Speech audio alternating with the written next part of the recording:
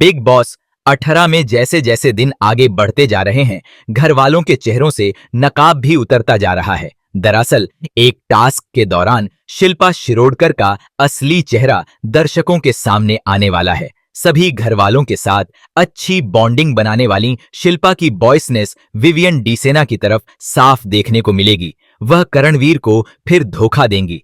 यही नहीं, रजत दलाल से भी उनका खूब झगड़ा होगा। इसमें देखने को मिल रहा है कि बिग बॉस ने घर वालों को एक टास्क दिया है। इस टास्क में शिल्पा फिर से करण को डिच करती हुई दिखेंगी। प्रोमो में वह करण का नाम लेते हुए कहती हैं कि अगर टाइम गॉड के टास्क में करण उनका साथ देते तो आज स्थिति कुछ और होती। शिल्पा के इस एक्शन पर करण कहते हैं कि उन्होंने फिर एक बेटे विवियन को बचाने के लिए दूसरे बेटे की बलि चढ़ा दी है। करणवीर शिल्पा की इस रवैये से काफी दुखी हो जाते हैं। वह शिल्पा से कहते हैं, आप फिर वही कर रही हैं जो मैं शुरू से बोलता आ रहा हूं। मैं टाइम गॉड नहीं बना था, तब भी मुझे बहुत बुरा लगा था। आपकी इस हरकत पर मुझे बार बार बुरा लग रहा है। उधर रजत दलाल भी दोनों के मुद्दे में कूद जाते हैं। वह शिल्पा शिरोडकर पर इल्जामों की बारिश करते हैं, लेकिन करण काफी चिड़चिड़ाए रहते हैं और उनका सारा गुस्सा रजत पर उतर जाता है।